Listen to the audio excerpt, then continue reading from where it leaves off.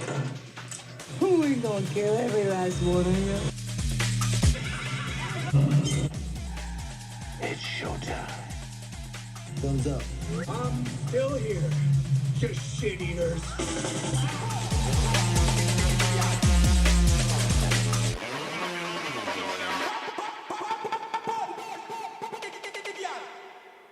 Hi, Paul from Paul's World of Movies, and today we're looking at a horror film called Whistle. It made from last year, and it's 100 meters, 100 minutes long, and it stars Nick Frost. Nick Frost is the former sidekick of Simon Pegg in films like Hot Fuzz and Shaun of the Dead. And so he's out on his own these days, and he features in this film. He plays a teacher who knows his history, shall we say. And basically in this story, it's full of usual sort of stories. Students who don't get on, which is a little bit strange, as a group, who all get detention. And one of the girls in the group finds this rather unusual whistle in her locker. And she takes it to this detention that they've all been given, and they find out from the inscription on it that it has it's supposed to call death. And so they're all a bit nervous about it. Go to one of their homes, and this other girl is sort of teased and encouraged to blow the whistle. They blow the whistle, and it's a very intense noise. It's quite uncomfortable to listen to, which I liked, because it's, you know, you're expecting some sort of ordinary whistle, but it's totally different, and it's quite piercing. So that's really cool. And then from then on, things start to happen, of course, and as they disappear one by one, shall we say.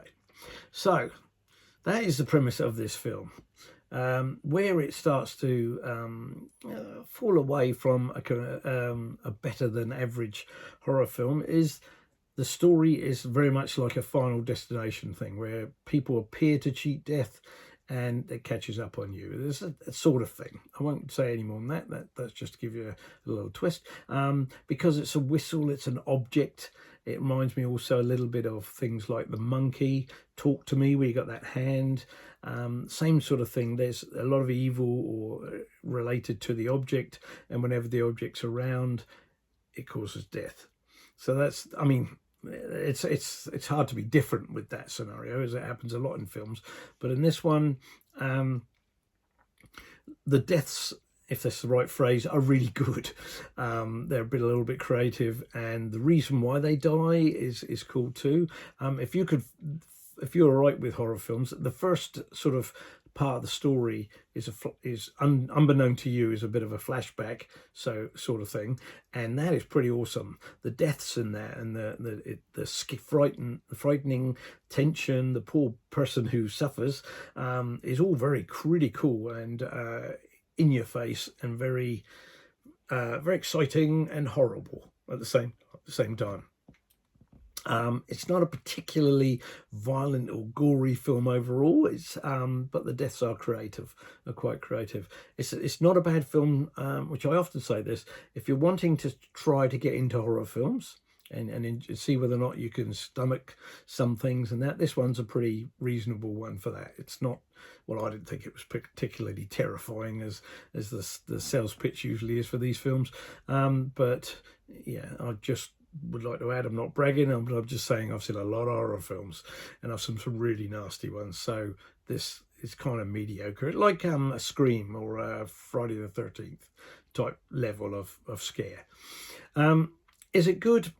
Overall, it's better than average. I would say it's better than average. I won't say it's outstanding. I wouldn't definitely say you should go and see this film, but if you've got nothing better to do and it's on the cinema, why not? Give it a go. It's a fun film, if horror films are fun, but it's not the greatest film. It's certainly worth a view. Whether you want to hold on to or see it on streaming, it's entirely up to you. But yeah, I saw it. I didn't feel like I was cheated out of my admission for going to see it. It was, it just about covered the cost, if you know what I mean. So yeah, I would recommend you go see it. if you're into horror, if you're cutting your teeth on a horror, yeah, it could well be sort of thing to go in with a couple of mates, and I'm sure you'd enjoy it. So if you like this review, this is it. I'll just keep it short and sweet.